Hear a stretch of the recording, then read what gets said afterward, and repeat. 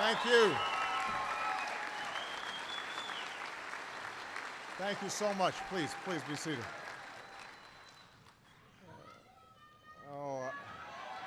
I love Joplin. I love Joplin. We love Joplin.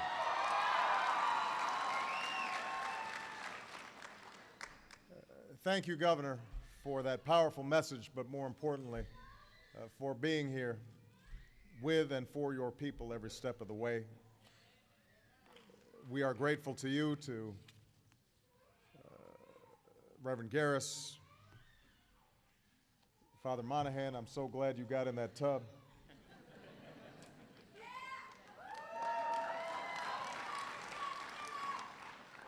To Reverend Brown for that incredibly powerful message.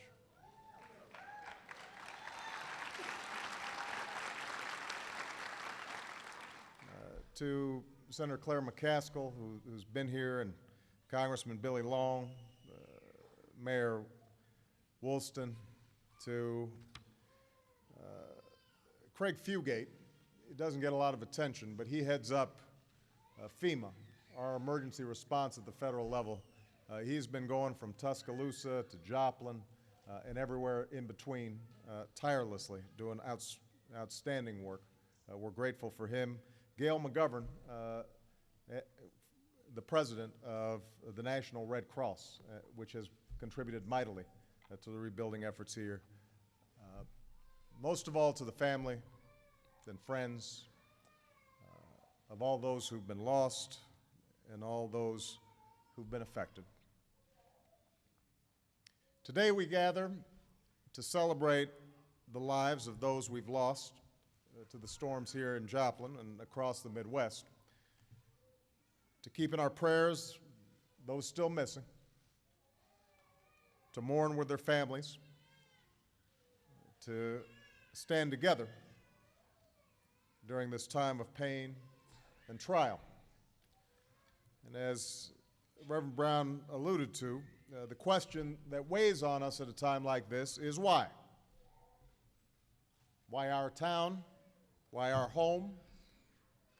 Why my son or husband or wife or sister or friend? Why? We do not have the capacity to answer. We can't know when a terrible storm will strike, or where, or the severity of the devastation that it may cause. We can't know why we're tested with the loss of a loved one, or the loss of a home where we've lived a lifetime. These things are beyond our power to control. But that does not mean we are powerless in the face of adversity. How we respond when the storm strikes is up to us. How we live in the aftermath of tragedy and heartache, that's within our control. And it's in these moments, through our actions, that we often see the glimpse of what makes life worth living in the first place. In the last week, that's what Joplin has not just taught Missouri, not just taught America, but has taught the world. I was overseas in the aftermath of the storm, and you had world leaders coming up to me saying, let the people of Joplin know we are with them. We're thinking about them. We love them.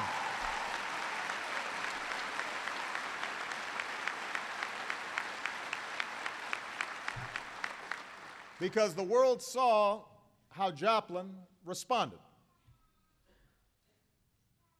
A university turns itself into a makeshift hospital.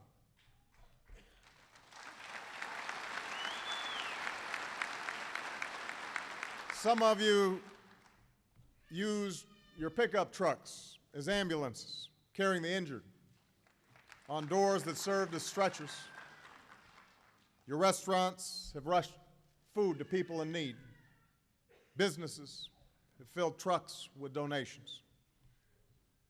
You've waited in line for hours to donate blood to people you know, but also to people you've never met. And in all this, you have lived the words of Scripture. We are troubled on every side, yet not distressed. We are perplexed, but not in despair. Persecuted, but not forsaken. Cast down, but not destroyed. As the governor said, you have shown the world what it means to love thy neighbor. You've banded together. You've come to each other's aid. You've demonstrated a simple truth, that amid heartbreak and tragedy, no one is a stranger. Everybody is a brother. Everybody is a sister. We can all love one another.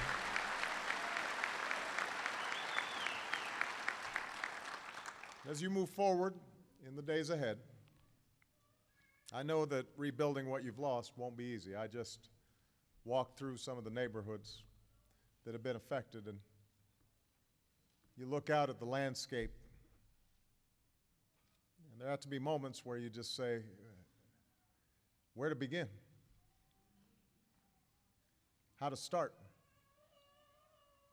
There are going to be moments where, after the shock is worn off,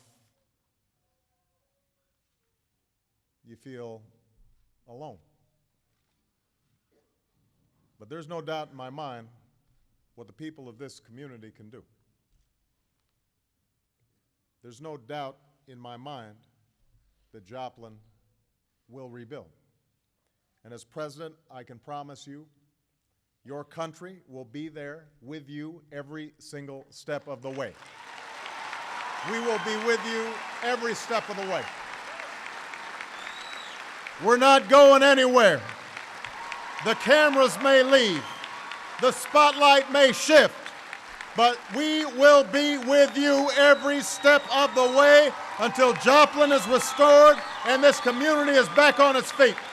We're not going anywhere.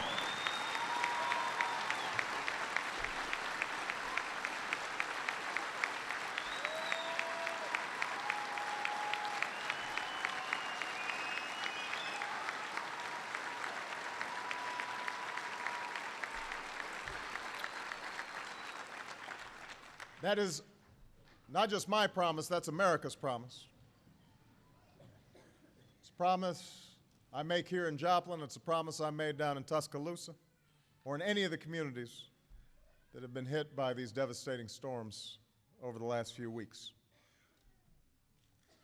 Now, there have been countless acts of kindness and selflessness in recent days. We've already heard the record of some of that.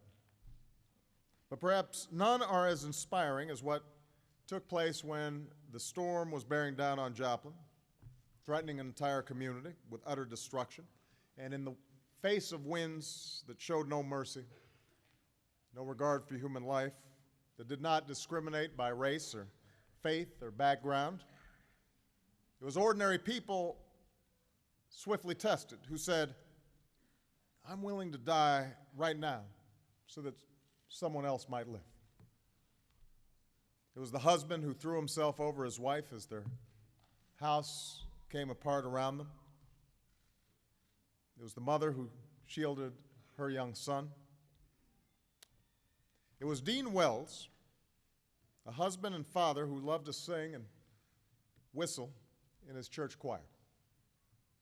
Dean was working a shift at the Home Depot, managing the electrical department when the siren rang out. He sprang into action, moving people to safety. Over and over again, he went back for others until a wall came down on top of him. In the end, most of the building was destroyed, but not where Dean had directed his coworkers and his customers. There was a young man named Christopher Lucas who was 26 years old, father of 2 daughters, 3rd daughter on the way. Just like any other night, Christopher was doing his job as manager on duty at Pizza Hut, and then he heard the storm coming. And it was then when this former sailor quickly ushered everybody into the walk-in freezer. The only problem was the freezer door wouldn't stay closed from the inside. So as the tornado bore down on this small storefront on Range Line Road, Christopher left the freezer to find a rope or a cord or anything to hold the door shut. He made it back just in time, tying a piece of bungee cord to the handle outside, wrapping the other end around his arm, holding the door closed with all his might. And Christopher held it as long as he could, until he was pulled away by the incredible force of the storm. He died saving more than a dozen people in that freezer.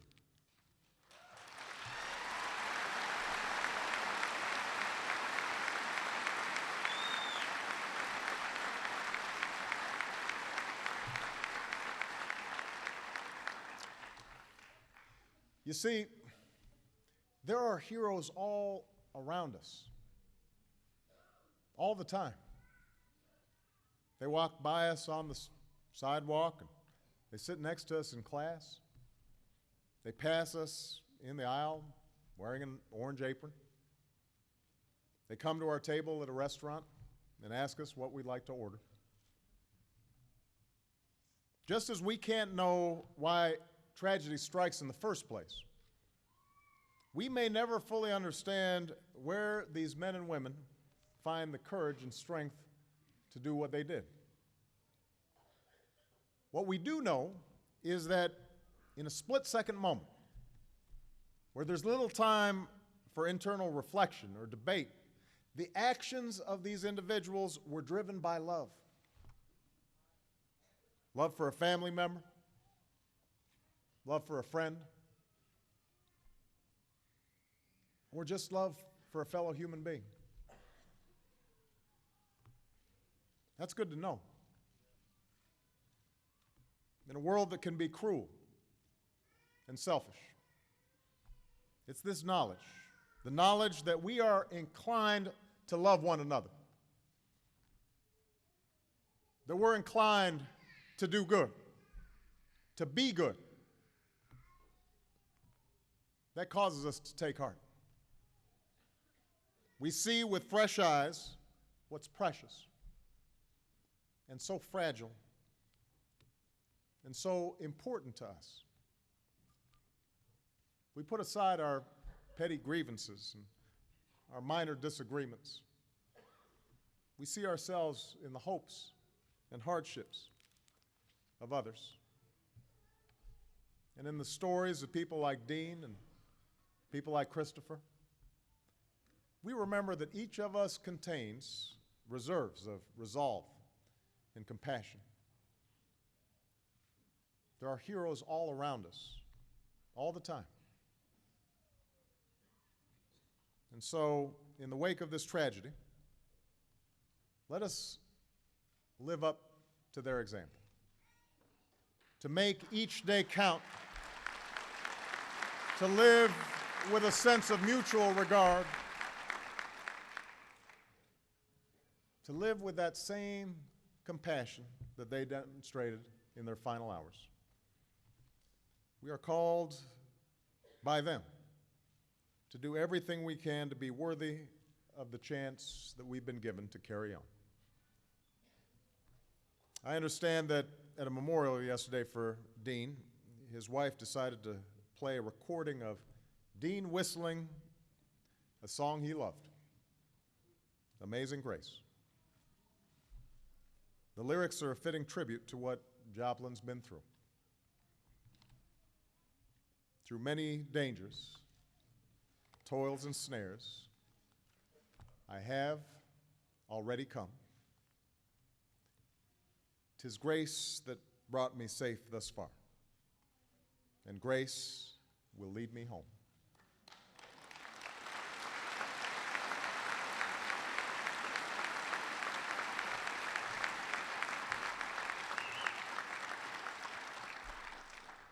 Yea, when this flesh and heart shall fail, and mortal life shall cease, I shall possess within the veil a life of joy and peace. May those we've lost know peace, and may grace guide the people of Joplin home. God bless you, and God bless the United States of America. Thank you.